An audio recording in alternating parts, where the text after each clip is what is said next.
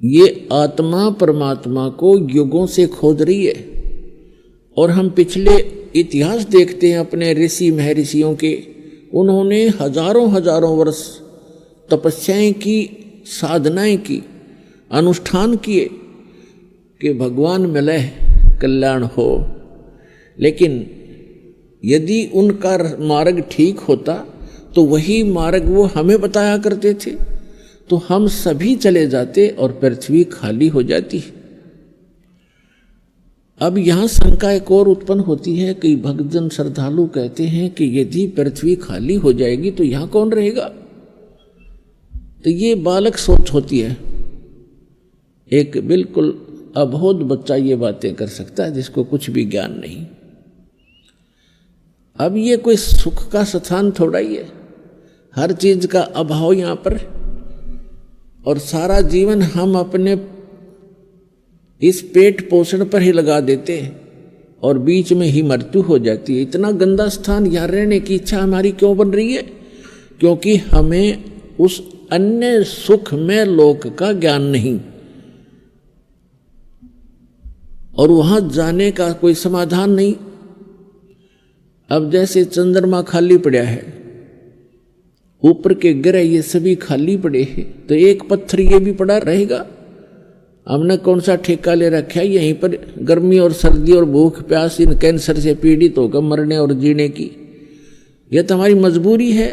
जब हम ऐसे स्थान पर चले जाएंगे जहां हमें शरीर इतना अच्छा मिलेगा, जिसमें कोई रोग नहीं, निरामे मिलेगा। निरामे, आमे माने रोग होता है, निरामे माने निरोग शरीर मिलेगा।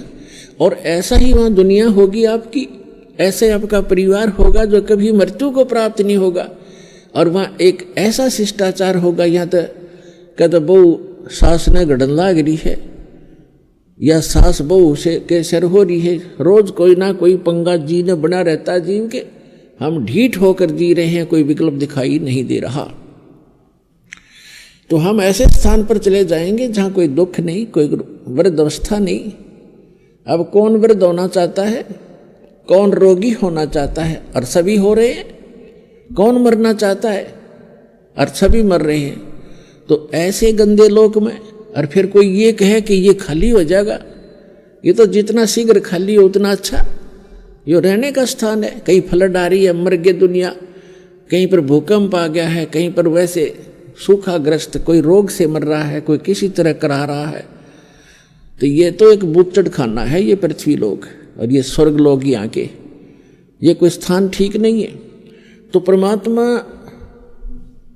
की खोज में हम युगों से लगे हुए हैं, और यदि उन ऋषि महर्षियों का मार्ग सही होता तो हम चले जाते वहां पर, हम इस संसार में नहीं रहते।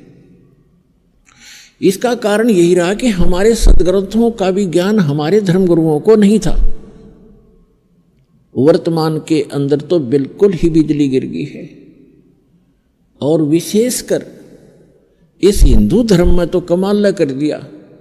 जितना भक्ति का इस अध्यात्म मार्ग में जो घोटाला देखा है इस हिंदू धर्म के अंदर, और अन्य धर्मों में नहीं देखने को मिलता।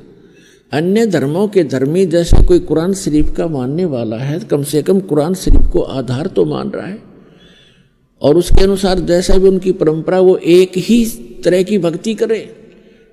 इसी प्रकार ईसाई धर्म में देख ले, मुसलमान सिख धर्म में देख लो, और हिंदू धर्म में देख ले, जितने गुरु उतनी ही पूजा, जितने जो ज्ञान है उतने ही देवता। कोई कुछ पूज रहा है, कोई कुछ पूज रहा है, कोई कुछ बता रहा है, कोई कुछ बता रहा है, कोई आधार नहीं। जबकि हमारे सदग्रंथ हैं, उनको तो देखें हम झांक के, तो हमारे धर्म गुरुओं को हमारे धर्म ग्रंथों का भी ज्ञान नहीं था।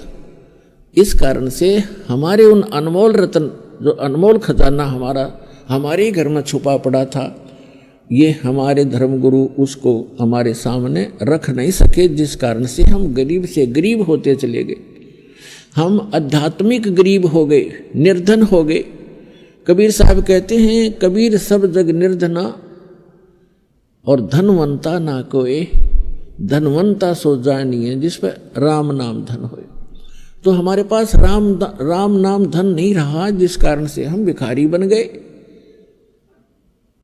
तो पुण्यात्मा अब हमने फिर धन, राम नाम के धन को पुनः संग्रहित करना है शास्त्र अनुकूल साधना करके।